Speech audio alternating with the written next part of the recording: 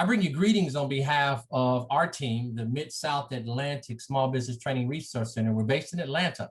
Joe Jackson is our executive director. I am Hebrew Dixon, and I'm the project director. And we have with us today Ms. Beth Barner, who's our coordinator, and the team of the Dortch, if you will. We have Denise and Thomas Dortch III that are our technology partners helping us with the presentation. So we've been working hard, and we're just excited to be here with you. The other thing I want to say is thank you. We started on this effort almost a couple of years ago as far as relationally connecting with you guys in Nashville. And we call them our stakeholders. We have the Department of Transportation, the city and county, and the transportation area with the trains and buses. So we're excited that we can call you guys friends. So we're looking forward to moving forward in really an aggressive way. And lastly, from a welcome perspective, we want to make sure you share with you that we're a part of, you see our logo, we're a part of a huge network of folks. We call it huge, it's 12 of us, but we represent the United States of America as far as how we relay these opportunities to our customers. Our customers are Tennessee, South Carolina, and Georgia, as you can see, but there are other areas. So if you, all of you that are on this webinar, if you have footprint or you know people in these other places that are states you see in our logo, please let us know and we can share with you the people that are responsible for the things that we do in those states, and perhaps they can help you as well. But we're here today to talk about procurement, and we're excited to be able to do that. Go ahead to the next slide. We're excited to be able to do that, and we have with us today some amazing panelists. We have Mr. Vince Malone, Director of Civil Rights Division, the Tennessee Department of Transportation. We have him and his team. He's going to introduce his team as we get into that. We also have Mr. Steve Bland and Ms. Amber Gooding from the WeGo Public Transit Regional Transportation Authority of Middle Tennessee Engine. They brand themselves as WeGo. We're excited about their participation. And also with us, we have Mr. Bell Watson, who's the Business Development Manager for the Office of Nashville Metro Government. Now, she does Nashville Metro Government. I think there's probably some city and county areas there, as I understand. She has some exciting things in play, and we're excited to call them panelists. One thing I want to share with you before we get into the crux of it, this is a part of our bond education program. We started that in the beginning of this year. We had over 60 plus people participate in the registration. Out of that, we had about 20 people who actually were qualified based on the requirements of the United States Department of Transportation to participate in the bond education program. And amazing, we have about 18 of those still left strong. We've gone over about 6 sessions currently. So this is one of those sessions. So we invite our bond education program team with us today. We appreciate you being here. And we invite all of you who came and are joining with us as well, who are not a part of that program. Perhaps maybe the next time you'll be able to be a part of that program with us today. So go to the next slide, please. So we talked about our first person, Mr. Vince Malone, as the director, as I talked about his title earlier. He ended a noble career with SRS Inc., where he worked as a chief compliance officer for over 10 years. I call Vince a friend, and he's an amazing administrator that manages and interfaces with the Tennessee management people and the leaders of the Tennessee Department of Transportation. He has a Bachelor of Arts degree from Lipscomb University and holds a Juris Doctor from Levin College of Law at the University of Florida. Vince is a highly qualified professional and significant multifaceted experience in managing and creating diversity and inclusion program, developing corporate compliance program, directing fraud and abuse investigations, working with disadvantaged and minority business owners, managing corporate regulatory initiatives, and directing human resource management and safety staff. Vince does a lot. We appreciate him being with us today. He's originally from Middle Tennessee and serves on several nonprofit boards within the state of Tennessee. Vince also serves as a Tennessee Rule 31 civil mediator and a certified diversity professional. Vince, we appreciate you being with us and are just excited for what we're about to hear from you and your team. Vince, you have the presentation. Thanks, Hebrew, and good evening, everyone. And we appreciate everyone who was able to join us this evening. And we would like to share several different components about what we're doing within the state of Tennessee, and also more importantly, for our purposes, the Department of Transportation here. And so I am joined here today with our program director for our small business development program. That is David NEESE. Some of you may have been in interactions with him and his team, and they do an outstanding job maintaining certifications and also to bringing about our goal methodology and making sure that we hit those pieces. But also too, Ms. Jessica Starling, who is new to the state of Tennessee as our new director of our Governor's Diversity Business Enterprise. And so I wanted to also take this time to introduce her as well. She is actually, may not be able to join us this evening. She is in travel, but will be trying to join us here shortly if she can. But I wanted to introduce her as well. She's really a partner to our program, but a very influential partner to our program. One of the things I want to kind of start out with is, what is our DBE program and how did it start? And so I'm going to kind of go to that next slide there, please.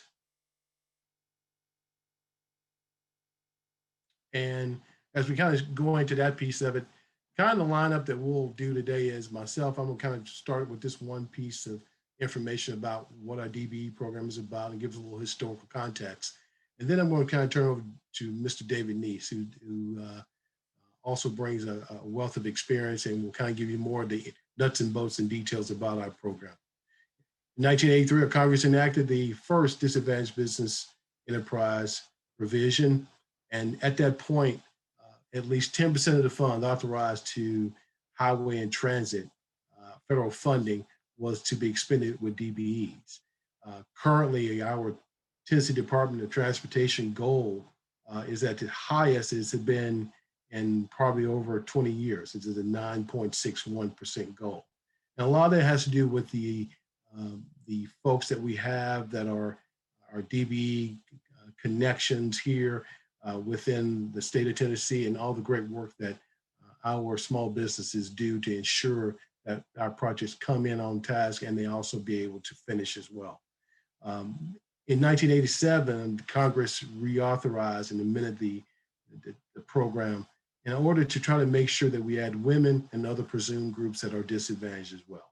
And in 1987, the DOT established what is called that single goal methodology, which I was referring to earlier as well.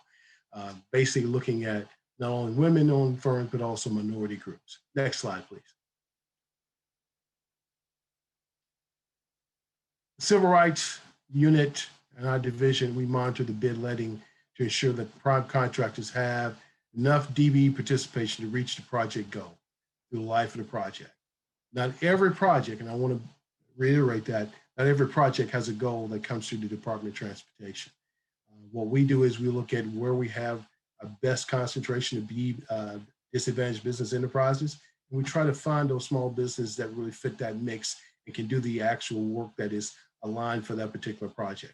So in essence, what we try to do is we try to make sure we marry the best opportunities that our DBE consortium can actually work on those particular projects. All contractors, DBEs, non-DBEs alike, must be qualified with our TDOT constructions unit. You'll hear me say that once again, must be pre-qualified as well, because when we're doing projects that are involved in a lot of risk and safety issues, we like to make sure that all our contractors are pre-qualified that do TDOT work.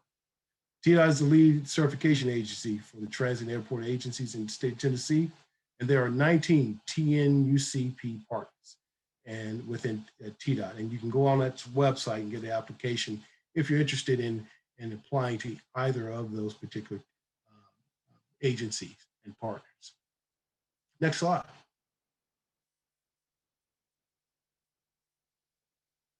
Once an application, certification is determined based on compliance with 49 CFR Part 26.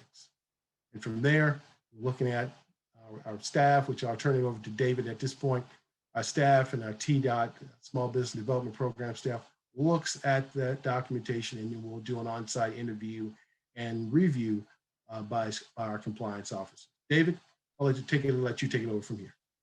All right, thanks. Everybody hear me? Am I good? Okay. Yeah, when we get an application in for DBE certification, it's pretty complicated. It's a long form. If you want to be a DBE, don't let that set you back that it's small, because everyone that we get in, there's usually at least one thing missing. We go back and forth with the applicant, and we make sure we got everything we need. If you don't do road construction, we have a lot of people. We had an on-site today. It was somebody that's got a coffee bar because they're going into the airport. We work with airports and their airport concessionaire DBEs as well. So we've got a lot of different types of work that we do and we certify for. You want to get that next slide for me, please? Here's some of the projects that we have coming up, and you can see the dates in the second to last column. Those are our letting dates. So we have about 6 per year. Every couple of months we'll have a bid letting. Could be 50, 100 projects that we have. And these are some of the big ones. The main thing to do if you're a DBE, or even if you're not a DBE, you want to find out what jobs are coming, just Google TDOT construction, look on their website, go to the left of their page, it'll say bid lettings. Go to the bid lettings, it'll have the ones upcoming for the year. And if you see the one March 26th is the next one, a couple of weeks, it'll have all the projects. And they list all the projects a month before the letting. So you can look at that project, see where it is. Hey, that's near me. You know, I see what they're doing. They're doing, you know, like these, they're doing something with ramps or widening the street or whatnot. That's something that I could do. I'm going to contact, and, you know, 99 times out of 100, you guys are going to be small enough that you're probably going to be a sub, because these, you know, to do a prime job, they're the big boys. I mean, you got to really work up to that, because that's a lot to be a prime on a TDOT job.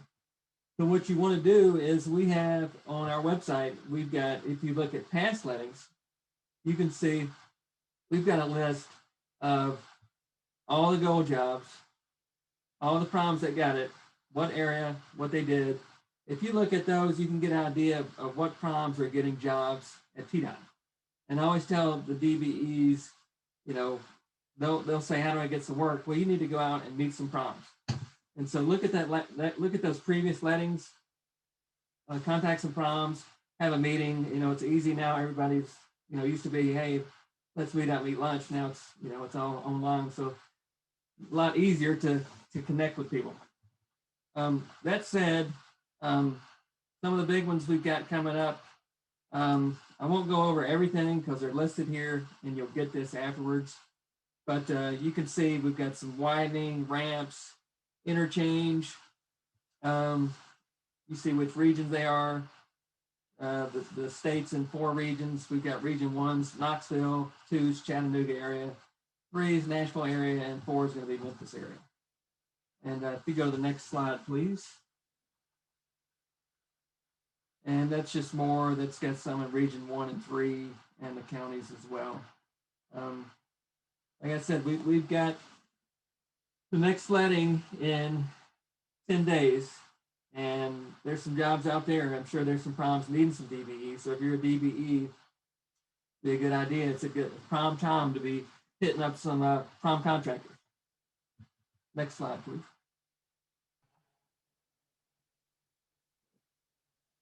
Go ahead and hit the next slide. Good. All right, and a little bit about the program. Jessica's not here. We get a lot of confusion because we're the DBE program. Go DBE, they're the DBE program. Hey, aren't they the same?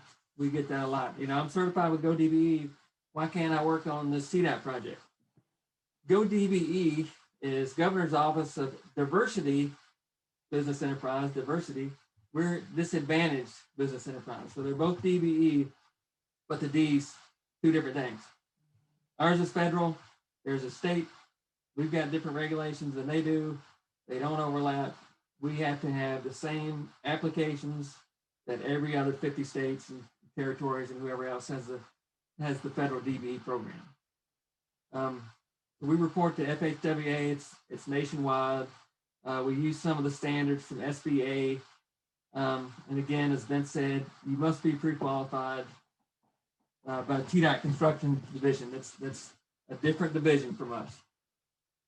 Hey, David. Office, that's just a Tennessee program. Our program, you can be from another state. You need to be certified in your home state first, apply with us, and then we can, we'll look at everything and we can certify in our state. Governor's office, you can, I think you can be outside the state, but the rules are only for Tennessee rules. It's in the Tennessee statutes. They've got different thresholds. Personal net worth looks like it's different, and size requirements. We've got certain personal net worth caps. If you're above that, you do not qualify as a DBE. The next slide, please. That could be it. Oh, this is some of Go DBE. I suppose, Vince, that she said that. Yeah, this is our Go DBE piece that Jessica sent over to us and wanted us to share with our esteemed folks here on the call, and just really kind of let you know what opportunities are kind of coming up and some of the contact folks that are out there. And this here kind of takes you out at least about 4 or 5 months for this fiscal cycle. And it's a real, you can go to the next slide. It's about 14 projects that are out there that are looking for contract opportunities. The one big piece about this is David kind of mentioned, a lot of what we are doing currently is we try to find, opportunities that will kind of help the small businesses really kind of come in and be a true player in it. And sometimes, some of the larger TDOT projects are not the best ones that you can walk in and be that, the prime on. But maybe some of these state opportunities here. Again, the pre-qualification piece is a little different, but this here really allows firms to really build that capacity. And there is some road work in some of these projects, maybe not in this list here, but there's other things that are kind of built in here that are real good opportunities for small businesses. Again, this is not just transportation stuff. This is also some capital improvement projects that will probably have some road work built into it, but not a lot. So next slide. And this should be, I think it's 4 more projects after this one here, after this next slide. And so, but again, a great listing of projects here that will kind of help you put on the list. I think Hebrew and his team will be posting this or sending out this list of projects that are opportunities for you. I think next slide, please. Yep, there he is. And that's the last of the grouping here for our Tennessee consortium that we have here at the state of Tennessee. Another great group. A lot of them are colleges and different opportunities there as well. But as you can see, huge dollar projects where you can kind of be a super sub, or if you find some that really kind of fits within your bonding and other requirements, you can also probably be a prime in it as well. Next slide. I think that does it for us. I got a few things. Go right ahead. Yeah. And make sure that, like we showed you some of our jobs, we showed you some of Go DBE jobs. If you just stumble across a job somewhere and it says we're looking for DBEs, you might want to contact wherever, if you don't know for sure that's TDOT, but some people use our list outside of TDOT. Some people might use Go DBE's list. So it's a good idea to make sure before you, get all the way to the deadline. It's like, oh man, I could have had that job, but I'm not the right DBE.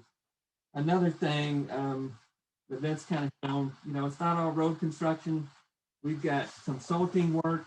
We've got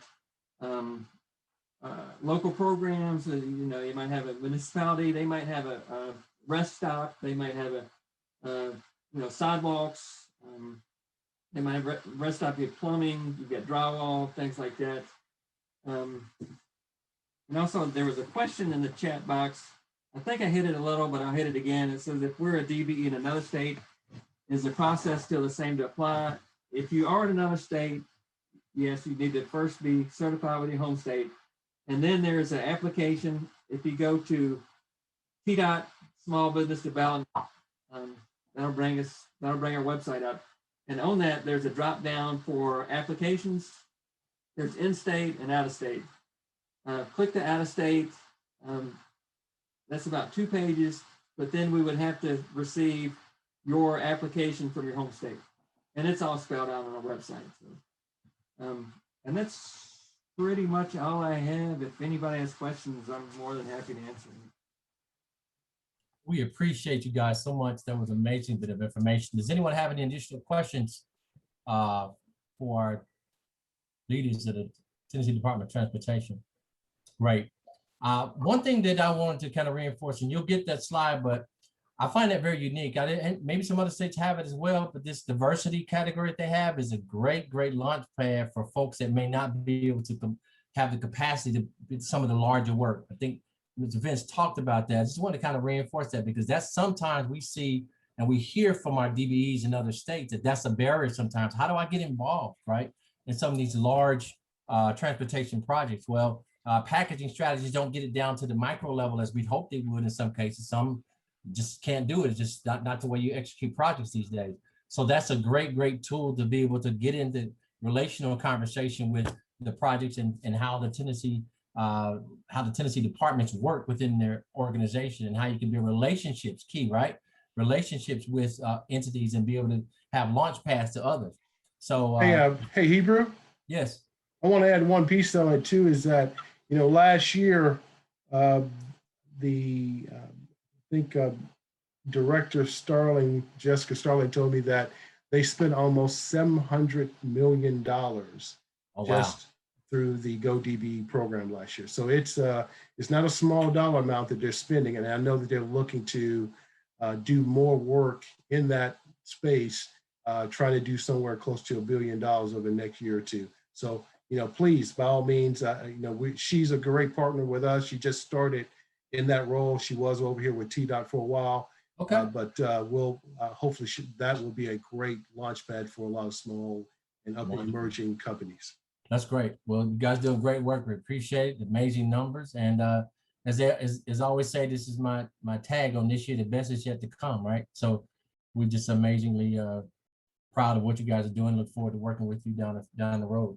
So again, thank you. Anybody have any questions? How the questions will work? You engage questions now, but if you get in the middle of another presentation and say, oh wow, had a question from Tennessee Department of Transportation, feel free to put it in the chat. There'll be an opportunity to kind of catch all those questions at the end of the presentation this afternoon.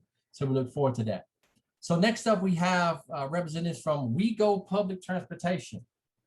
And first we have Mr. Steve Bland. You can go ahead and go to the next slide. Steve Bland is the CEO of We Go Public Works Transit and Regional Transportation Authority of Middle Tennessee, as I mentioned earlier. He began his tenure in Nashville in August of 2014. Steve is a lifetime transit manager with over 25 years of industrial and served as the chief executive role for the transit agencies in York, Pennsylvania, Albany, New York, and Pittsburgh, Pennsylvania, which is where I used to live when I got out of college. Go Pittsburgh, right? Before arriving to Nashville, during his career, he served as the chairman of both the New York and Pennsylvania Public Transportation Associations and has been a board member of the American Public Transportation Association. Is currently the board of directors for Tennessee Public Transportation Association chairman. How about that? Amazing, amazing, Steve. Steve is the legislative chairman. So we just appreciate Steve being with us, and we'll introduce Ms. Amber later. But Steve, please share with us a few of your comments and how. Great. Well, thank you very much, Hebrew, and appreciate it. Sorry they sent you the long version, because that's not what everybody's here to hear. And Amber is going to give you the good stuff, but I'll give you an overview. So Hebrew alluded to, We Go Public Transit is really just the marketing name for two separate organizations that do public transportation here in Middle Tennessee.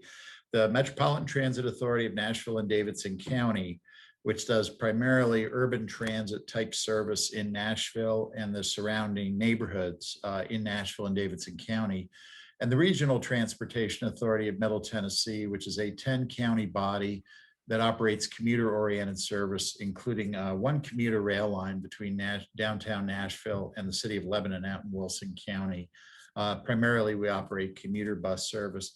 We would be, following up on Vince's presentation, you might consider us as TDOT's little nephew. So the spends aren't near as big, a little bit different, But we do participate in the Unified Certification Program with TDOT and most, if not all, of the other public transportation agencies in Tennessee. And Amber will get into some of those details later. The two entities that make up WeGo Public Transit under normal times serve about 35,000 riders a day. Even during the pandemic, we serve close to 15,000 riders a day. And thankfully, we're seeing those numbers tick up almost every day. I'm going to give you a quick overview of the plans of our organization, some of the areas of spend, and how it ties to our strategic plan. And then Amber is going to give you some nitty gritty on how you can find out directly about upcoming procurement opportunities, how you can get certified. Frankly, we're looking for business diversity, whether or not it makes sense for you to get certified.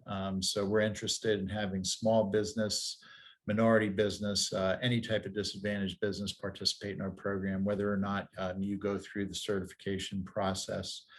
But for Hebrew, we only count for FTA purposes, the dollars that go through the certification process. On an annual basis between the two organizations, our operating budget is about $100 million. The majority of those funds go into labor costs. We are a service-based business where a bulk of TDOT's, even though they have a huge number of employees, a huge percentage of their budget goes into construction activities. The majority of our budget goes into the operating expense side.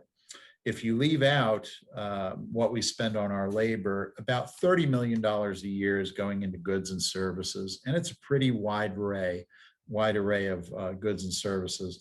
And Amber's department, procurement and business diversity, is responsible really for just about all of that buy. That varies from everything from legal services, accounting services. I saw one of the panelists noted that they do graphic design. We do stuff in our marketing area, printing. We subcontract some of our actual transportation service. For instance, we have a contract bus operator that does some of our commuter bus operations, as well as we contract to taxi and paratransit operators who provide door-to-door service for persons with disabilities. Facilities maintenance, so it's a pretty broad array of services. And if you register with us to be notified, you'll be updated on what some of those procurement opportunities are, really on an ongoing basis. In addition to the operating side, we do have a capital budget side. The largest single item in our capital budget is the acquisition of our fleet. So we generally participate in the DBE program through the FTA's manufacturer certification process, but we are doing more and more as a result of our strategic plan in motion on the construction side. So construction is going to take up a bigger chunk of our capital dollars coming up. And in contrast with a lot of the projects that Vince talked about that are huge projects with probably more subcontracting opportunities, a lot of ours are relatively small projects. So we would absolutely encourage some of the small construction companies out there and other crafts to look at us for even participating in as a prime on some of the opportunities. To give you an overview of some of the projects that we've been doing and some that we have coming up, we have over 2,000 bus stops in our system, and 235 of those currently have waiting shelters. So we're in the process of trying to upgrade at least another 70. Our goal is to add another 70 over the next 3 or 4 years. That doesn't sound like a huge project, but each one of those 70 will be its own small construction project where we have to do excavation, site work, small retaining walls, traffic management types of systems. So those projects have been averaging, because frankly, we got all the simple ones done, have been averaging in the $100,000 to $150,000 per site range. And we work very closely with TDOT and the city of Nashville on those projects. The next significant category that's sort of outside our normal realm are what we're calling neighborhood transit centers. These are actually small facilities. They include climate controlled buildings, waiting areas for our customers. There were multiple routes intersect. And then we're trying to incorporate broader community benefits into those facilities. For instance, we are designing one now in North Nashville, which is in a federal opportunity zone that will include some plaza space that we're working with community leadership to design. Those projects are 2 that we're developing now, one in the Green Hills neighborhood of Pittsburgh, adjacent to a new high school project, is in the $4 million range, and we're projecting the North Nashville project in the $8.5 million range. Of course, our 3 primary operating facilities, our main bus garage on Nestor Street here in Nashville, our overhaul facility up in Madison, on our main downtown terminal where I'm working out of today. It's a satellite office for us, so I apologize for the lighting. Those are our prime operating facilities, and our facilities group is always looking at doing things like escalator upgrades, HVAC work, some of those basic capital maintenance items. And then the other piece on the RTA side in the region that we'll be working on over the next few years is expansion of our park and ride facilities. So a lot of things like site grading, paving, drainage types of projects on the construction side. We recently finished a project to expand the park and ride lot at our Mount Juliet station on the WeGo Star commuter rail line. So that gives you kind of a snapshot. If any of you work with transit agencies around the country, depending on the city, we are probably either a little bit larger or a little bit or much smaller version of those. That wraps it up for me, but I'll turn it over to Amber for the information, frankly, that you'll really find more useful than what I've been able to introduce. Thank you so much. Thank you so much. You guys heard an amazing amount of information. So welcoming Amber Gooding, who joined WeGo Public Transit in May of 2020 as the Director of Procurement and Business Diversity. She is responsible for overseeing the purchasing and contracting for all supplies, equipment, professional and construction services, as well as strategic direction for WeGo's Business Diversity Program. Prior to her current position, Amber served as Assistant Airport Director for Business Diversity and Community Programs. In that role, she is responsible for managing the airport's diversity business enterprise and airport concessioned DBE or ACDB programs under the Title VI of the Civil Rights Act. And she is the City of St. Louis's minority and women-owned business enterprise programs. Prior to St. Louis, Ms. Gooding serves in a similar role with Nashville International Airport. Welcome, Ms. Gooding. Please proceed with your presentation. Well, thank you. Let's go ahead and go on to the next slide. And I also want to thank Mr. Steve Bland, our CEO, for his excellent overview. He has made my job very, very easy.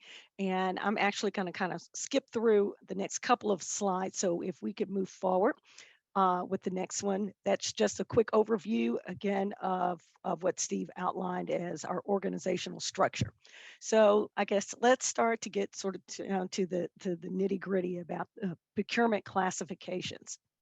So as Steve mentioned, we are a FTA funded transit organization, but whether it's local dollars or it's federal dollars, our procurement policies apply to all.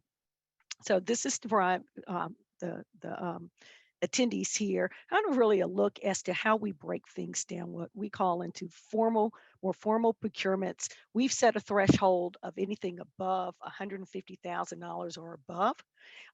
Is really more of a formal solicitation.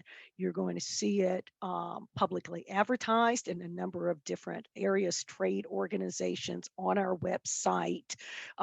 We are working on strengthening our connections to various area and regional chambers, such as the Black Chamber of Commerce, the Hispanic Chamber of Commerce, the Minority Business Center, so on and so forth. And I'm sure that probably David and Vince are already interacting with these organizations because they're a great resource and tool to reach out to you all, as well as this one.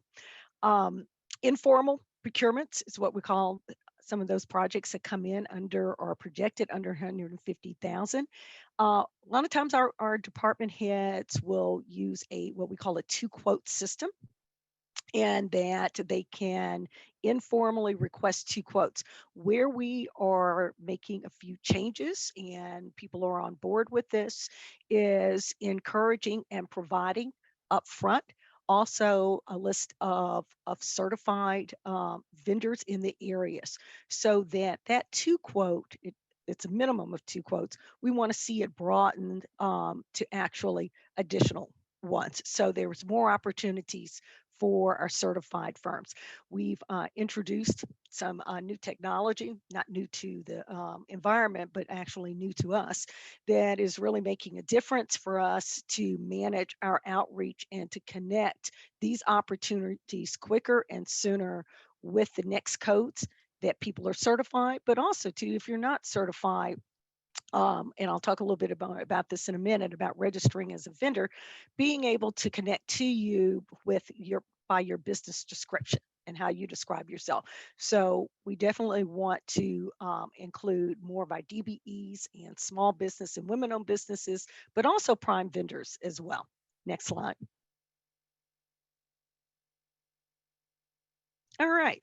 So Steve gave a great overview of the types of spending that we have, our capital versus, our operating budget. Beth asked me if I could just concentrate a little bit on the construction opportunities that we see that are coming up in 2021. And we also have a sneak preview of some of the ones coming up in 22, because they really do roll very quickly on by. Steve mentioned a little bit about the Clarksville Transit. We are actually getting ready to for tomorrow, on Thursday, there is a pre-bid meeting for the demolition. So if any of you all out there, if you're not aware of this project, I'd certainly encourage you to go to our website, and you'll see that location in a minute.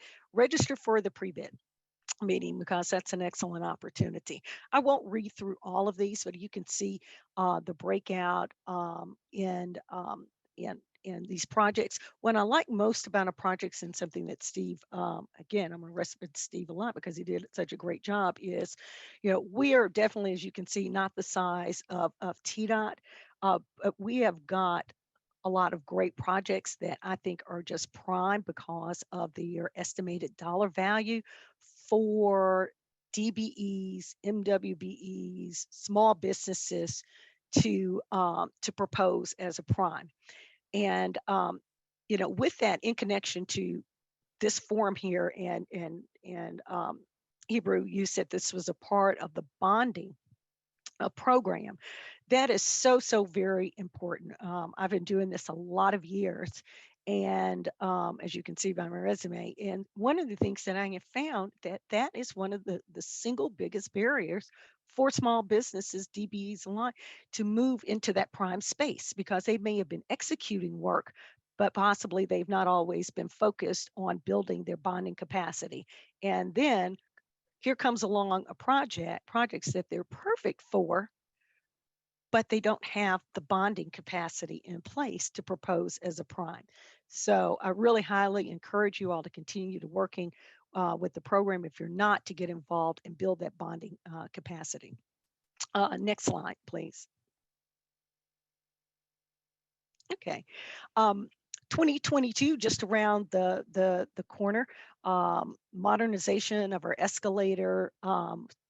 We mentioned the resurfacing of some of our parking areas. Much of the work that you can see in many of these projects does fall along the lines of our, site prep, electrical, concrete, so on and so forth. Next slide.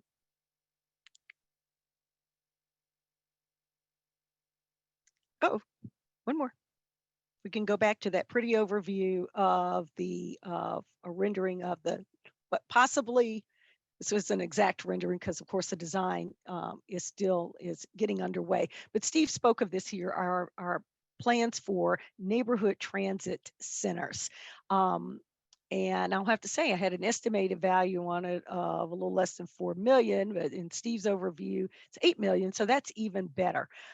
This gives you kind of a visual of what some of these may look like, but in each neighborhood, it's going to reflect the input of the residents. One of the things that I'm coming to really value and love being involved is the level of community engagement of the neighborhoods. You don't find that very often on the transit side, unless you're proposing building a runway and then you've got noise issues and so forth. But transit is very visible. It's very, it's needed and for everyday living to get to and from jobs. And so what community and neighborhoods and businesses think about what's in their backyard is a key piece of that. And so this project is going to get a lot of visibility, as well as the others to roll out. Next slide. So I wanted to just provide you really kind of a screenshot of how to find out more about our current opportunities. This is a screenshot of our current website. It is going to be overhauled in the next couple of months. So whenever you access it, you can still go to the nashvillemta.org. At some point, you'll be directed to another site. But at this current time, this is what it looks like. You can go to current opportunities and find a list of these upcoming projects. The ones that I'm mentioning today have not been posted. I wanted us to give this presentation today, and we will update that.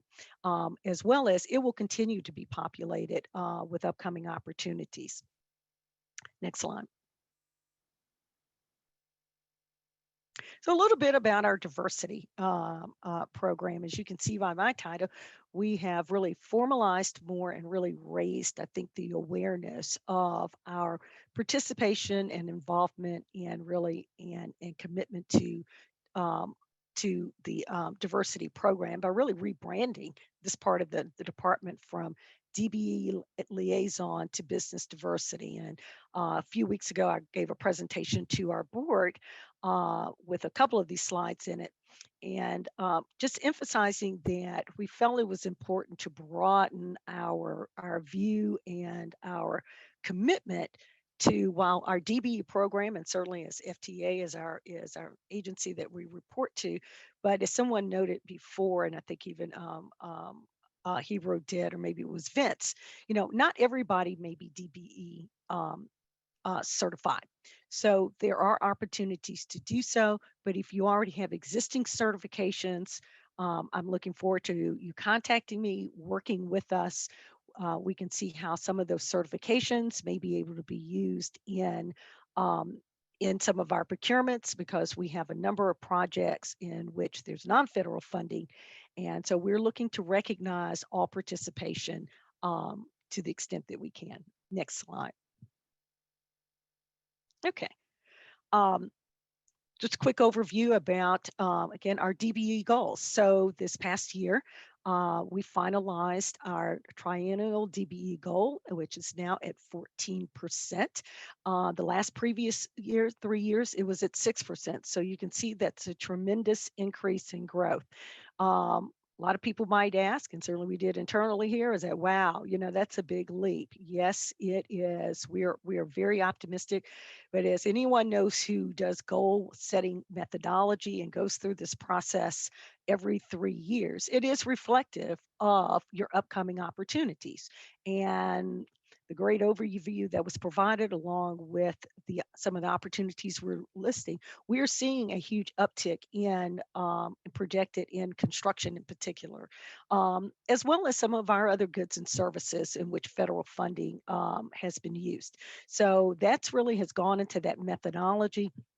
I liked what Vince said earlier, that not all contracts, every contract will not have a goal. There will be set contract specific.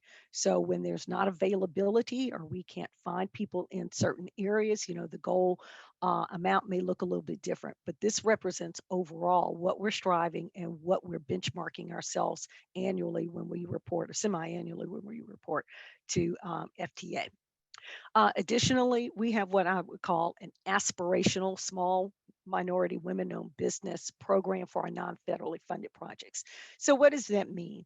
That means is that you'll see in our solicitations and in our programs where we're going to highlight more our SMWBE program, in that it's aspirational, in that we are encouraging and we'd like to see participation from primes in those areas.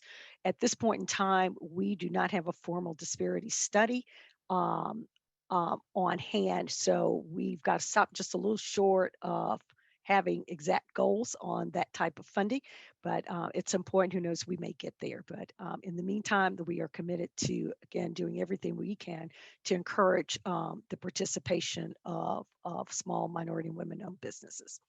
Next slide. Okay. It was mentioned before, yes, we are a partner, certifying partner with the Tennessee Uniform Certification Program. We do certify companies.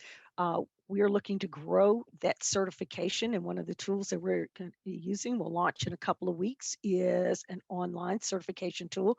For those of you out there who may be already certified with the Governor's Office of Business Diversity, it is the same software tool that they use as well as the airports. So you know that you have a vendor profile. And while if you're not DBE certified, it will make it very easy that if you're interested in getting DB certified, you can utilize some of that information that you have already logged in and populated in your own vendor profile to map over into a DBE application. Non-federally funded, as I mentioned before, is more aspirational.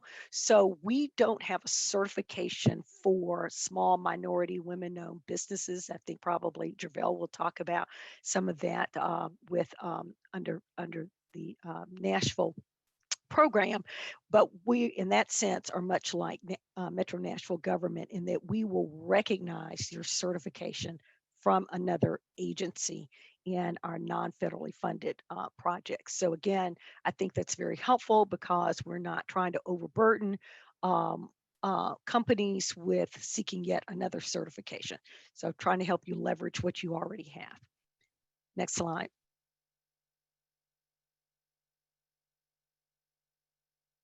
Is there a next slide? Okay, all right.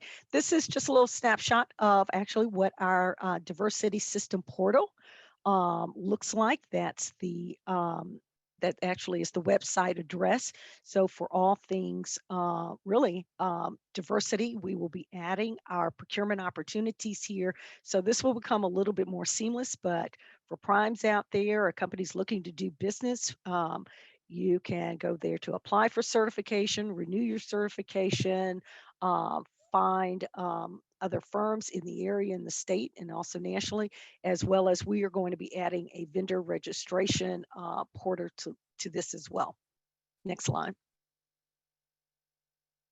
Okay, well, so that concludes my remarks. Here is my contact information. One of the things I really truly enjoy about my job is connecting with companies and talking through with you about how we can best help you to connect to opportunities. And it really is, I think, more than gratifying to see the number of participants in this area, because hopefully the vision that everyone is walking away with is that between us all, there's probably some opportunity for everybody here, depending upon where you are in your growth cycle. So very, very exciting.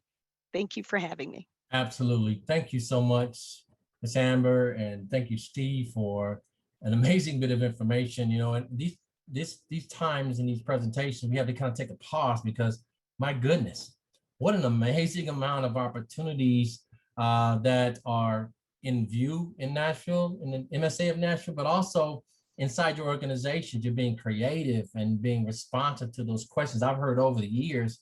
How can I get involved? How can I begin to build relationships? Who do I call? So we're just so amazingly appreciative of this information being shared with our customers. So all that being said, we're just excited about where we are now, but we're about to move into another area. We want to thank again Steve and Amber. What a great job. Let's give them a clap, clap, clap. We appreciate what you've done. So Hebrew, will you take the questions that are in the Q&A afterwards? We can, or if you want to address those now. No, it's fine. We can do it at the end. Okay. Yeah, and I'm glad you brought that up. Currently, we have 3 open questions from Mr. Joe, Ms. Julia, and Michael. So we're going to drill with those questions. Just hold on. We have 1 or 2 more presentations to go, and then we'll drill into the questions. Okay.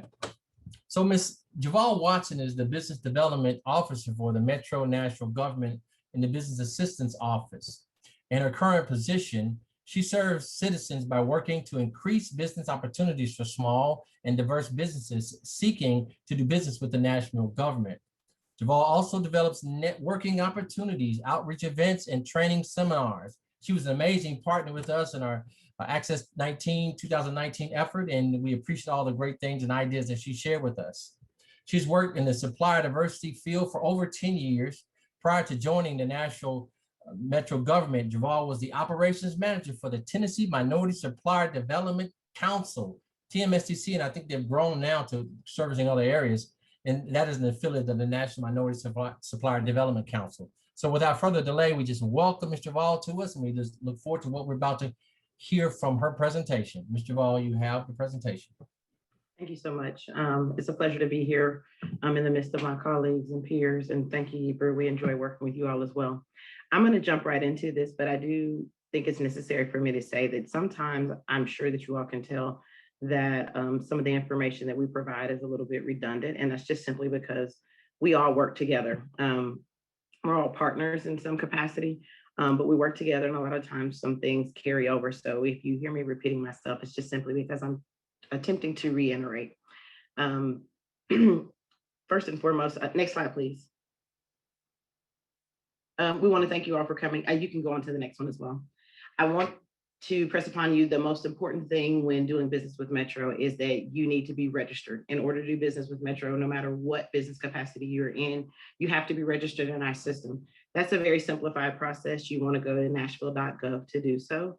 And I would like to tell you the easiest way to do that is nashville.gov/finance/procurement.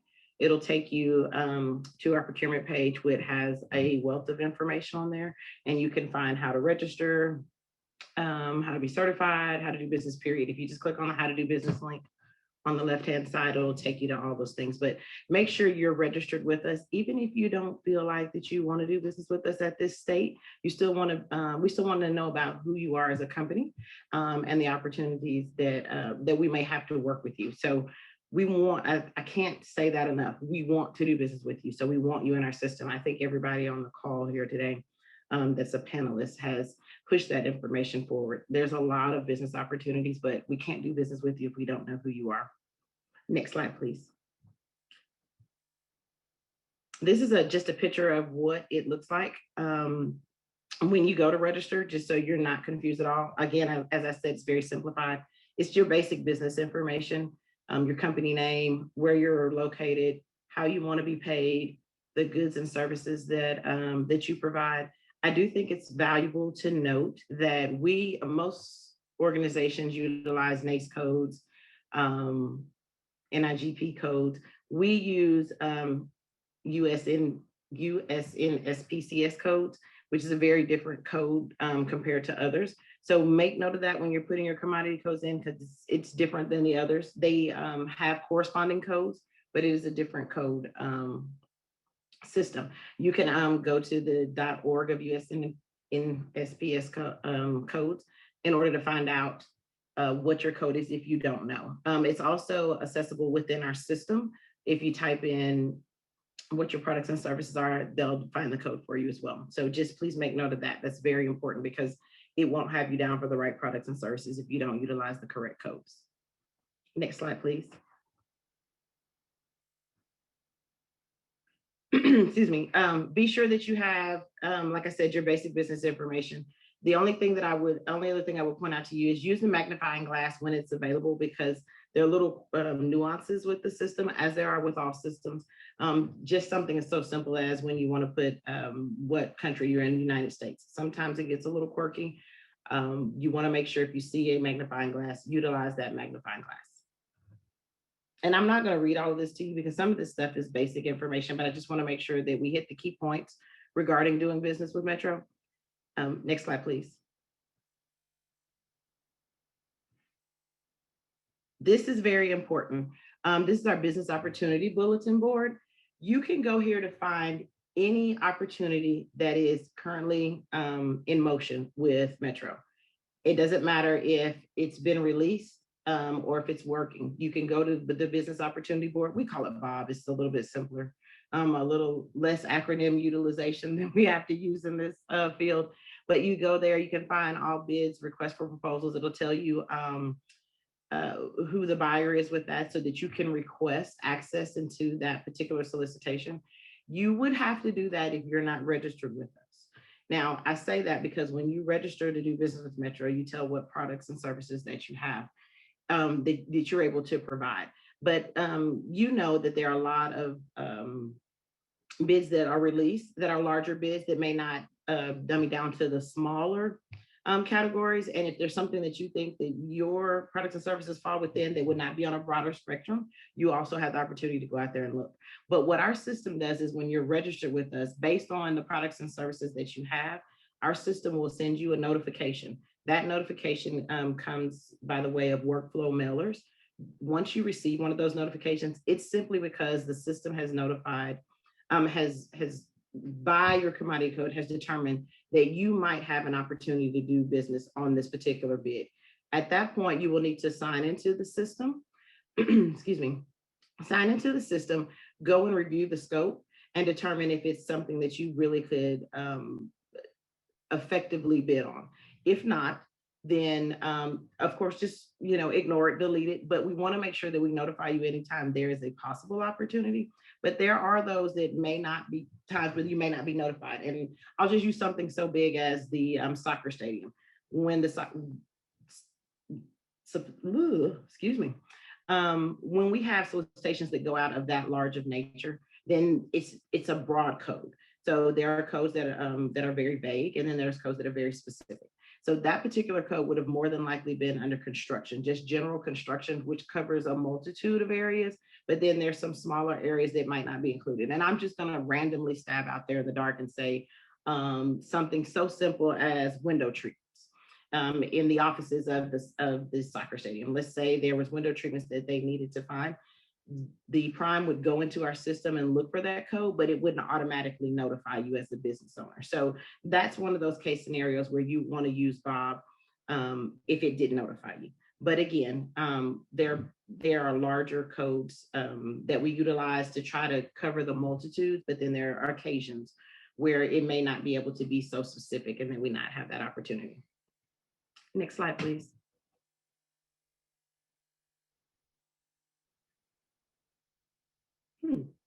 Okay, I think you all have a slide. There's a slight glitch. I'm going to go ahead and tell you all before we get to certification. One of the most important components is that at Metro, we recently, I shouldn't say recently anymore, we developed what is called the Equal Business Opportunity Program.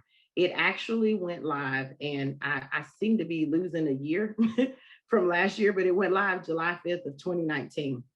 Within that time frame, our Equal Business Opportunity Program provided us the opportunity to have a race and gender conscious program. In the past, some of you all that may have done business with Metro in the past may be familiar with PNP. That program is no longer available to us. We are utilizing the Equal Business Opportunity Program.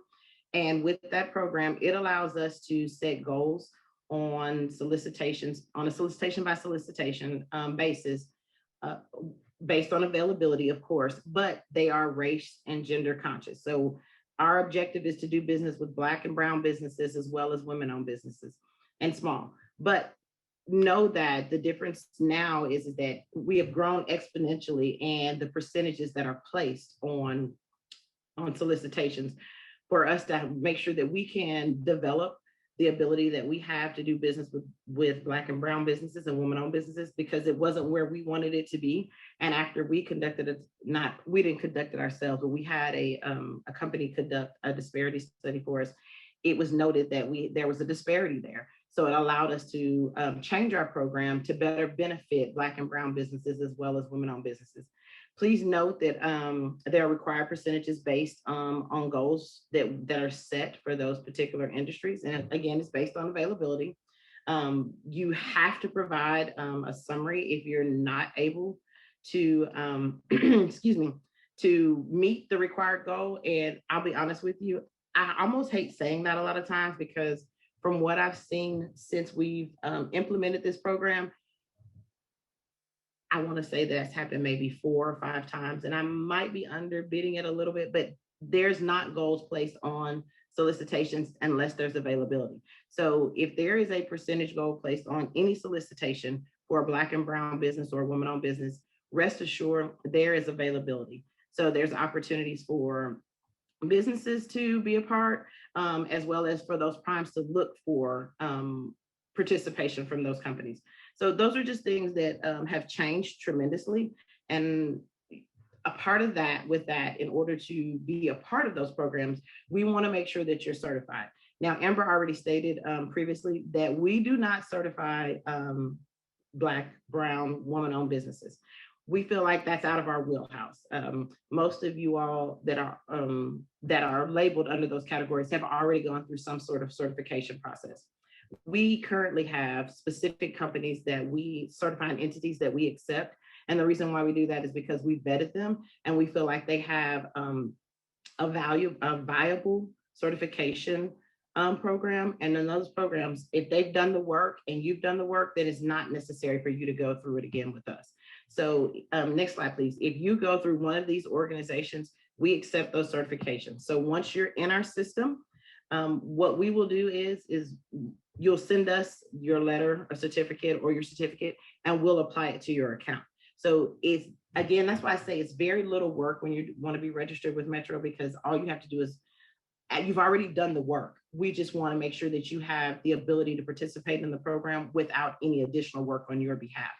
So please keep that in mind and understand how valuable it is for you to utilize those. It also allows us to have better relationships with our business resource organizations, as well as our certifying entities. We all lean on each other to establish for opportunities for suppliers or suppliers that we may not be aware of.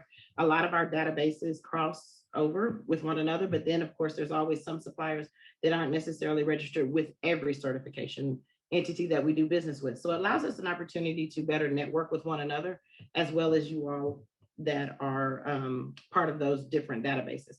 So please make sure that you are certified, because it allows you, because if not, then we can't validate you and say that you're a Black, brown, or woman-owned business, and we can't let you be a part of the program. If you have those certifications, you want to utilize them to your benefit.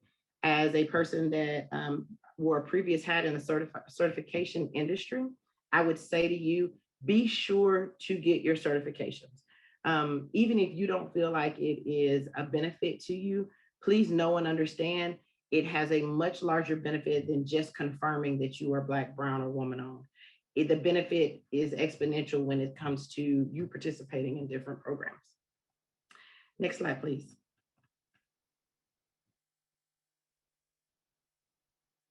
I think that it, yes, perfect. If you could go to the Black screen for me. Thank you. I think this is very important for us to share. We have estimated spend with Black, brown, women-owned businesses since the onset of our program of $49 million. Of course, we're not complete. This is just where we are as of today, but this is where we stand currently. And I can promise you that I've been working for Metro for 8 years now, and this is not where it was previously. And we're quite proud of the changes that we've been able to see.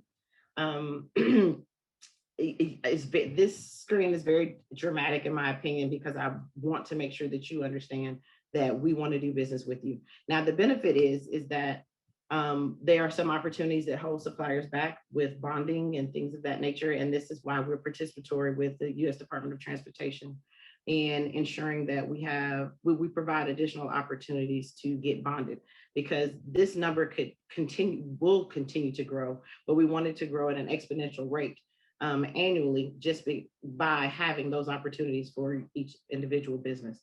Want to drill down this information a little bit more, and if you go to the next slide, and just help you understand where we are, because a lot of times there's not a lot of clarity of where those dollars are spent. If you look here, you'll see that 19 million was spent with Black and brown businesses over the past year, which was an increase of 7.2 million, and 30 million for women-owned businesses. This is a very important slide. I think that that increase for people that work in our arena, it shows the efforts that are made by having a race and gender conscious program.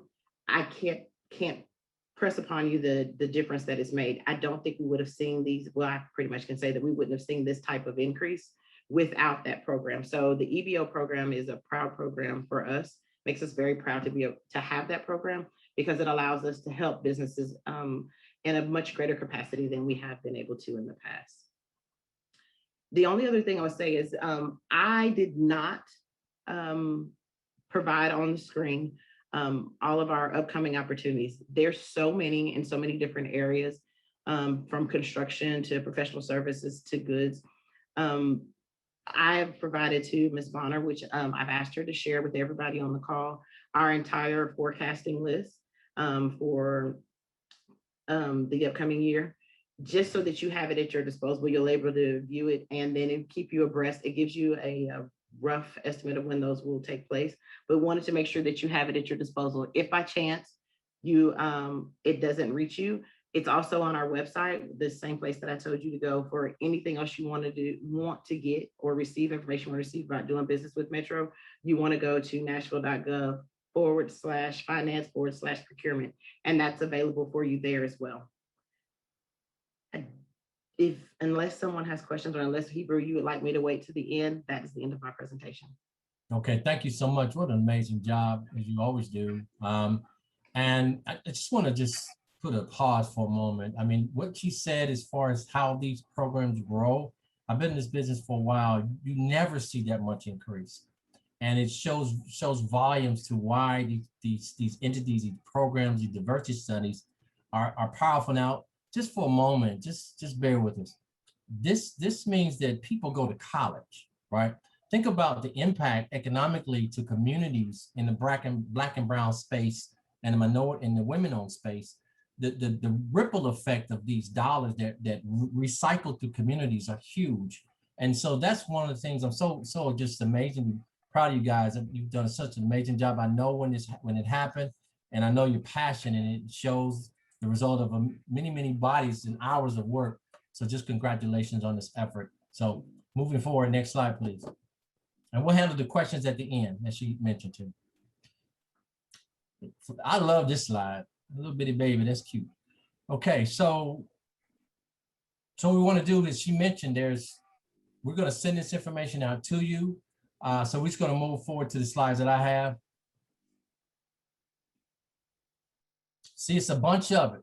It's a bunch of it. We'd have been here for another hour going through these, but as she mentioned, she gave us everything she had, and we'll get it out to you. As we said in the marketing of this piece, millions and millions and millions of dollars of opportunities that's available to you.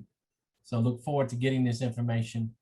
Similarly, I'm going to talk about a couple of things. One, the airport is also a partner of ours, and I'm just going to share with you something that's going on in their site. Similarly, we didn't list everything, as well as we'll talk about something at the federal level. So let's go look at the airport site, if you will, please. And what it basically shows is there is a project that will bid, if you will, on the 18th of March, right? This project here. So, and I shared it with you to say, just as Ms. JERVAL talked about, how do you get the information not only today but tomorrow, as it says in the thing I read all the time. We can give you some fishes right here, but if we teach you how to fish, you can eat for a lifetime. So this is the way that you teach you how to fish. You spend time swimming, drilling down, and wherever you want to call it, on the websites of your agency. So this is one particular one that talked about this apron expansion that bids on the 18th. What an amazing day in American history, March the 18th. So what that point I'm sharing with you is that it talks about engineering opportunities. So why is that important to many of you? Maybe you're not an engineer. The point is, this is where you have to go sit a minute, because what happens first in the project? You design it and you provide engineering. And then what happens? Come on, somebody tell me. I know you can't tell me, but what it's saying is that you're going to build it, right? There you go. You're going to build it. So my point is, if you're in the business of this kind of work, a terminal, apron, and taxi expansion, which is civil work. I call it horizontal work for civil work, vertical work for buildings. So anything in the horizontal space, dirt work, draining, site electrical, all those kinds of things in a small way, you should begin to watch this project. You should begin to look at this opportunity that the airport has. And it's a way to keep tabs on, if you will, of how do you get in front of things. Because I know some of the challenges that we see in the black and brown space, as well as women, is that we don't get the information fast enough. Well, sometimes it's out there, but you got to kind of know how to do it. Many of you are seasoned professionals. If I'm saying this and somewhat redundant to you, then just I apologize. But there may be one person on this call that didn't know that, and hopefully that'll benefit them. Let's go to the next one, team, if you will. So that gives you an idea of how do you engage. Okay, website. We did this before, maybe a year ago, talking about how do we deal with websites. So now we want to look at one more opportunity, and that talks about the federal. So the federal, you can go to a couple different sites that talk about federal opportunities, right? It used to be Fed Bid Ops, now it's something else, SAMS, if you will. Now it's called, well, this is another way. And the United States Department of Transportation has a thing called RAD. And you can go on the website and find anything you want to find, just like and you can in SAMS. So if you're looking at, and we won't drill into it now because it's wide and deep. It's pretty exhaustive, a bit of information. But you can go here and find out all the things that you need to find out, depending upon which diversity code you have, right? So if you're 8A competitive, you can look for those. If you're looking for sole source opportunities, you can look for those. If you're looking for small business set-asides, you can look for those.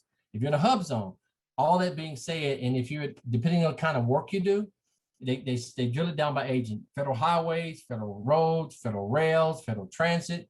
So what the attempt is to get as much information as out there in people's view, so they can begin to put it in a strategic way to look at some procurement opportunities in a business development framework. So that lens could be really clear that how do you get it? And you can't go after everything, right? You can't go after the $100 million projects, but you may be able to drill down and understand how to at least know about them and connect with people that do.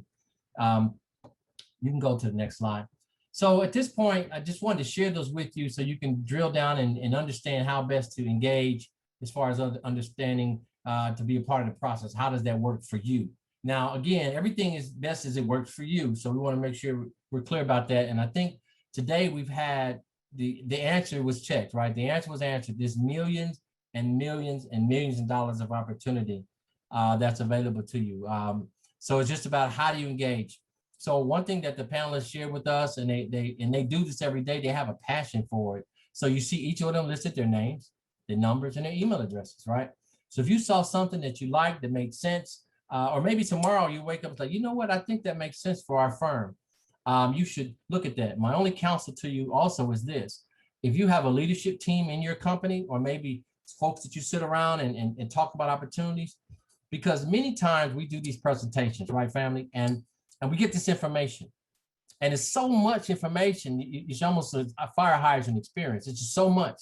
So what I would counsel you to do is just tomorrow, the next day, just revisit it, right? We'll send you the slide, you'll get it, right? And we'll get it. And then you just look at how it best fits for you, how relationally, how you can connect with some of the personalities that we provided to you that shared their experiences and their passions with you today. Because none of this makes sense if you don't strategically put it into your business and really in a methodical way, try to figure out how the end of the day makes sense. And then what I mean is this: how do you get retained earnings for your firm? I mean, that's why we're all here, to help you guys get retained earnings for your firm. Now, of course, if you're a bondable firm and you can learn how to be a continued bond firm, then hey, that's a good thing, because you're learning how to manage your business better. So we just want to make sure that that commercial is done, and we want to make sure you share that with you. And an idea of so many times you get so much information, the question is, what do you do with it, right? So let's see our questions today. So we have a few questions. Let's see, we have 3 answered questions. We'll just go through them all. And this is a question for WeGo. Do construction projects require bid and performance and payment bonds? Does the project need to be over $150,000 greater to trigger the bonding requirement? So that's a question for you, Ms. Amber. Sure. So our bid bonds are 5% of the proposed bid, and then performance and payment bonds is at 100%. Okay, so you require P&P bonds for all your work. Mm-hmm. Okay. Is that a threshold? I think the second part of the question was, does the project need a $150,000 threshold to trigger the bonding requirement?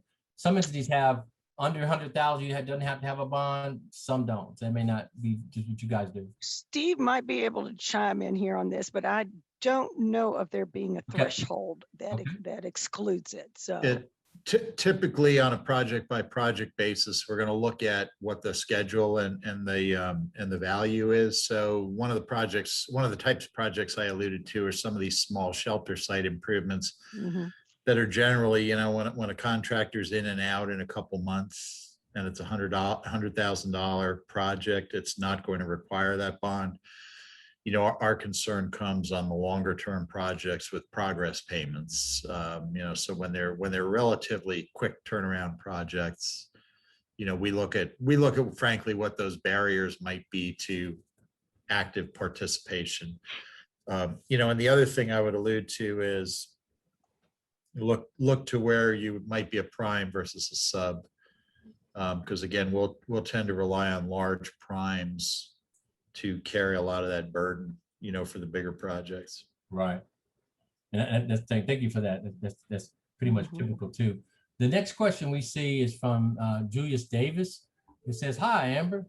Are there opportunities?" Hi, Julius. Yeah. It's been a few years. Oh, Glad see, to- there's a relationship connection. Well, I know I'm on the aviation side of the house. Understood. Yeah. Are there opportunities coming for professional services, A&Es, or on-call opportunities? If so, what are the advertisements of the same website? First of all, they will be advertised on the same website.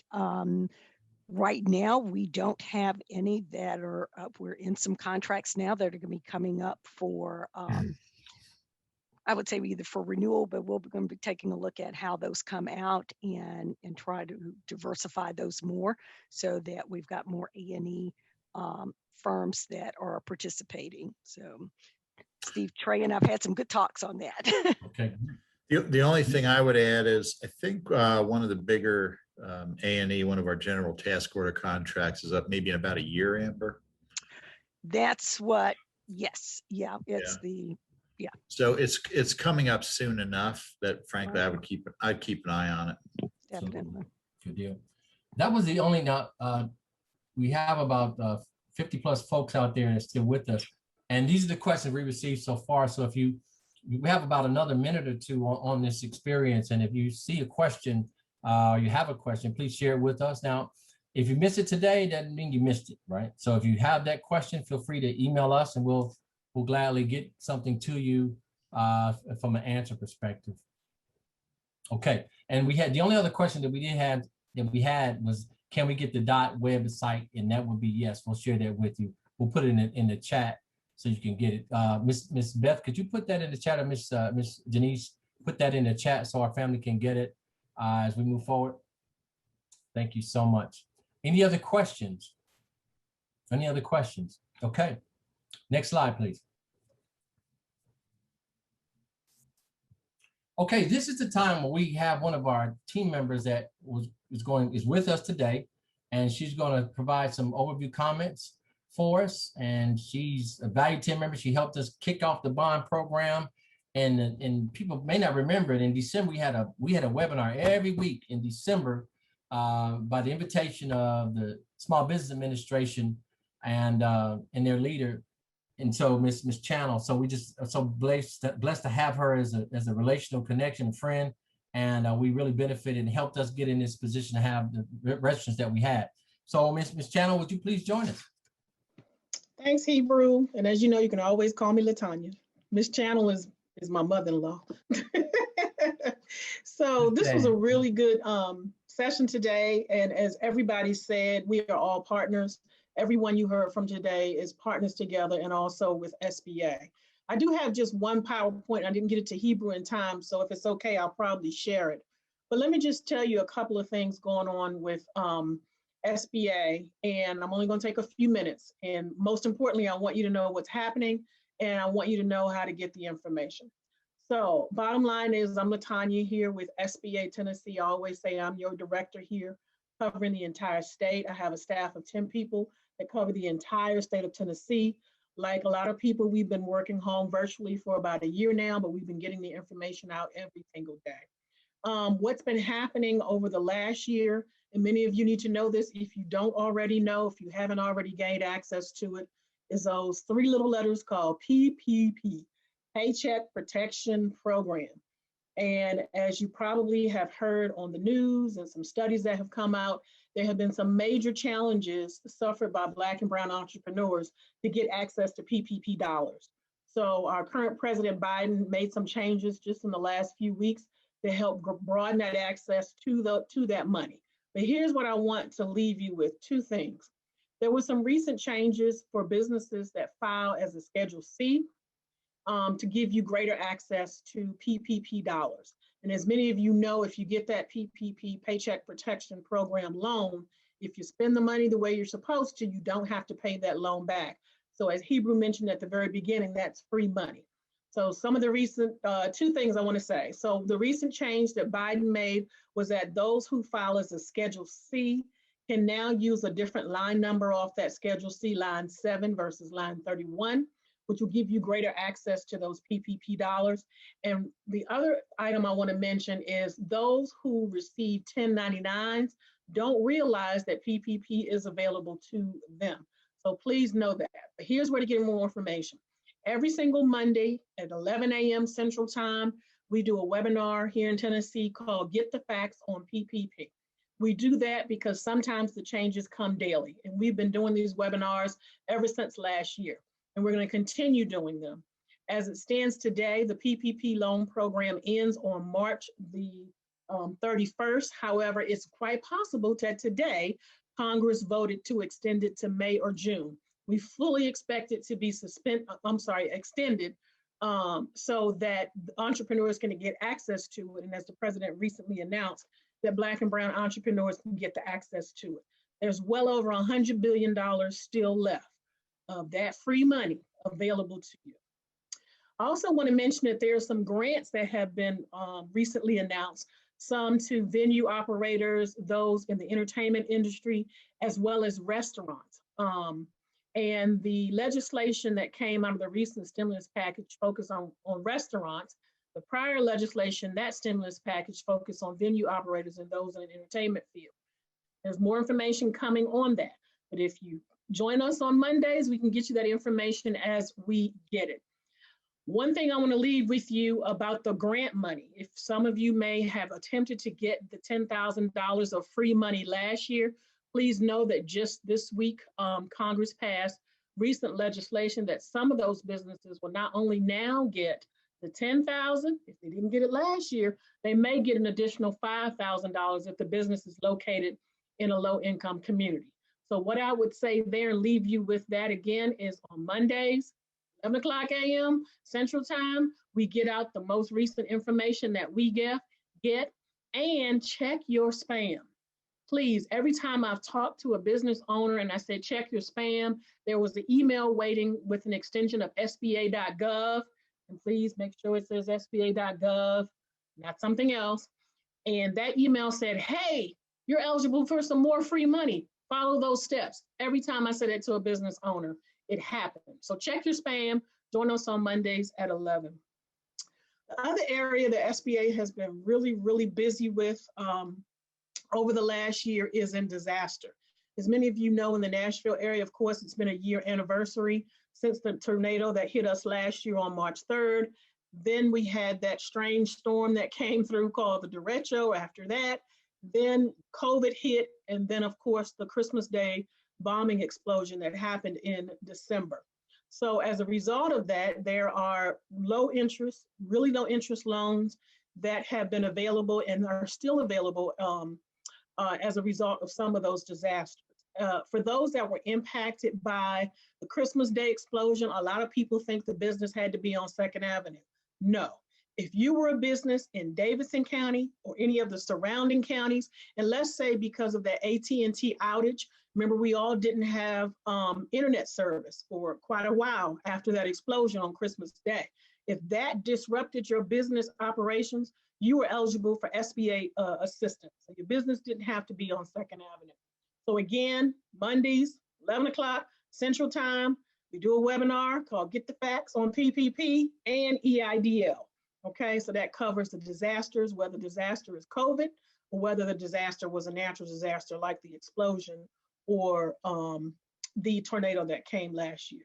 So I'm gonna quickly, if you guys are okay, will I be able to share my screen at all? Absolutely, absolutely. Just Ms. Beth, give her co-hosting opportunities. And it's really just one slide just to sum up from today's presentation. No worries. People are right here. They're ready for it. So perfect. Ms. Janice, there you go. I've made you a co-host. I got it. Perfect. Yeah, good deal.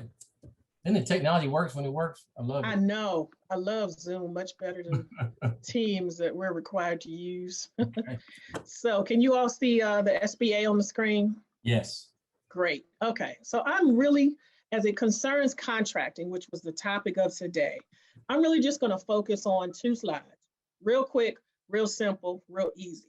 As has been stated throughout this entire evening from everyone who spoke, we are all partners together. And I just want to leave you with this. One of the things that we do here at the SBA Tennessee District Office, one of the reasons why we partner, it's a secret reason. We want to make sure you're getting those contracts, whether it's from TDOT, whether it's from Metro Nashville, whether it's from the Transit Authority, whether it's from the airport, because that's going to help build you up to federal contract, to get you that capability and that capacity for federal government contracting. And so your connection to that federal government contracting is my office, and certain staff in my office can help you with that. The other thing I do want to mention to you is, and this is the one slide that I'm just going to stay on for the remainder of my remarks. A lot of people don't realize that SBA also certifies. A lot of people don't realize that we have a certification program for minority businesses. We have a certification program for women-owned businesses. We have a certification program for some veteran-owned businesses, and pretty soon we're going to have one for all veterans. So don't worry about the details of that. If you stay connected with us, and I'll get you that information at the end, you can help understand what we certify for and what we don't. But here's what I want to leave you with is this.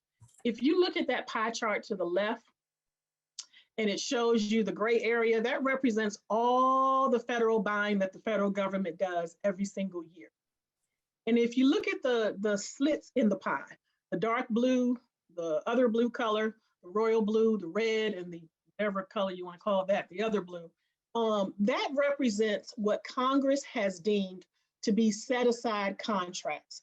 What that means is in the federal government, percentages of all government contracts have to go to certain types of businesses. So you'll see 5% to women-owned small businesses, 5% to what we call small disadvantaged businesses, which are 8A certified businesses, 3% to our hub zone businesses, which are businesses that are located in certain geographical areas, and 3% to service disabled veteran-owned small businesses.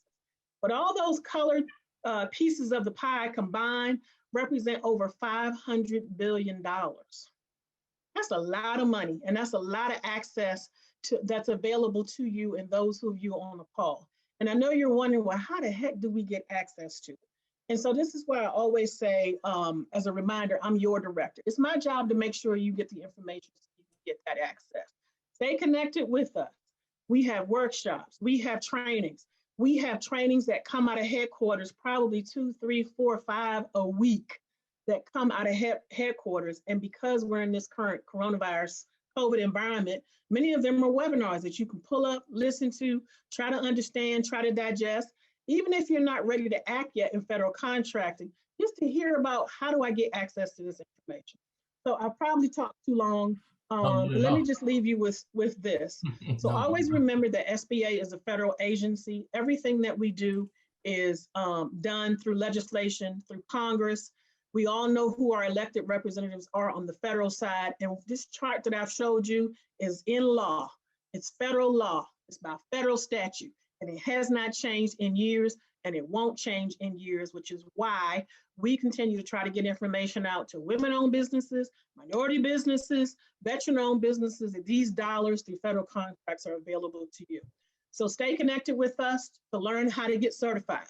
Stay connected with us to find out where to get those forecasts from those federal government agencies. Hebrew already told you one way to get access to where the opportunities are. We can help walk you through that SAM website that he mentioned to you as well. And then, of course, Hebrew showed you the one that they provide.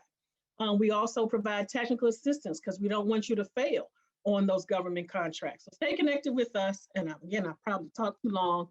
And here's just basic information on how to reach our office and how to reach SBA as a whole. My office, someone will answer the phone every day from 8 a.m. to 4:30, 615-736-5881, and our office email is tn@sba.gov. Most importantly, if you look on Eventbrite, and I didn't put the link here, but if you just go on Eventbrite and search for SBA Tennessee District Office, over the last year or so, I've made sure that every single thing we do is on Eventbrite, and we've ramped up a lot of our training. including some really small cohort classes where we're taking 5 or 10 businesses and we're dealing with them and getting them ready from the fundamentals. Is your paperwork in order? Do you have working capital? Do you have financial statements? And tapping them into and connecting them with some of our partners for access to some of those contracts that were talked about today to get y'all ready for the federal government contracts. So that's all I got for now. And thank you for giving me this few minutes. Absolutely. No, it's giving you that. That's amazing. So at the end of the day, we appreciate all of you, Vince, David from the Department of Transportation. We just amazingly just thankful for the information that you provided. It was just an enormous amount of opportunities that's available to those that drill down into it. Steve and Amber, we appreciate you being with us today. Again, you think about these opportunities, they're partitioned. And I think LaTanya said it best, these things are getting people ready. You got from $5,000 procurement in the WeGo organization to $100,000 to the city. And you go so you're able to grow your company and all those things that are necessary to grow that company. So at the end of the day, we just want to say thank you. You see all the sponsors here, all the participants. We're one happy family. We're just all in it to get as much information to the participants and the citizens of Tennessee as possible in MSA. And in our registration process, we have people from other states that came in and interested in growth. So those that are in Tennessee, these are the people that are in your backyard. These are the people that are working every day for you, making sure that you see the opportunities that are available and know the pathway. What's the linkage? How do you get there? Never say you didn't know, because it's here for you. Never say you don't know who, because they're here for you. They're right there. They gave the information for you. So we're just blessed to be able to, again, call everyone friend and look forward to, as they say, what's next, right? The best is yet to come. The team has got some things working from one view, and we're just excited about what that's going to be. So stay tuned, stay focused. And all our folks in the bond education program, this is why you're here. They're the people that come every other Thursday for 2 hours and sit and engage the instructors from contract management to accounting to bonding to estimating, which is coming up next week. So we're excited. So that's why you're here. Make sure you benefit from that. If you have questions for us, either in the bond education program or those that, let me see, I see a couple more. 1 second before we sign off. All right, we do have a question. Let's pause for the cause. From Don Branson, or Dewan, excuse me, Branson. Question from Ms. LaTanya. For seasonal payroll, can the net gross be divided by 12 weeks rather than 12 months when applying for the PPP program? So I can't change the rules from Tennessee. We have to follow the rules that come out of headquarters. And the calculations that are provided on the website is the calculations that we have to use. Understood. Thank you for that. So all that being said, we've got a few more questions. We'll answer those and we'll send answers to them. So appreciate again, anything else that for the good of the order, something that we need to share, any of the participants want to share something that they perhaps didn't. Well, this is the opportunity to do that. We appreciate you so much. Want to make sure you share what your heart can pull out. Just now's the time. Hebrew, I think there was one other question for me. And someone was asking about the 1120S for Schedule K. Yeah, that was a question that seemed to be a written answer. That's what I was going to, but you're going to answer. I was trying to type it in and it wouldn't let me. But, okay, no other. We'll get that answer. We'll let them make sure we know Stacy Neal will get you that answer. Definitely will. Okay, anything else? All righty, well, thank you again. Thank you, team, for putting this together. You did a great job. We definitely provided what we said we do, and we're just so glad to be able to do it. It's a blessing for us to be able to serve you guys in the state of Tennessee. So we look forward again, as I mentioned, to things that are still to come. And lastly, the people that came in the bond education program, that participated, that qualified, they're a graduate team, and in a very short order. So we're gonna make sure that we share with you who they are. You're gonna see their faces, you're gonna see their bios of their companies, because what we wanna do is make sure all the things that we talked about today, we wanna make sure we share with you who's investing in themselves with the primes, with the agencies, so they can begin to look at making linkages to grow their company and build their capacity. So all that being said, we thank you again for all that you've done for us and the people of Tennessee, panelists and staff. We just appreciate what you've done again. And for all those, this is a sign off time. God bless you. Be safe. Be happy. Look forward to talking to you soon.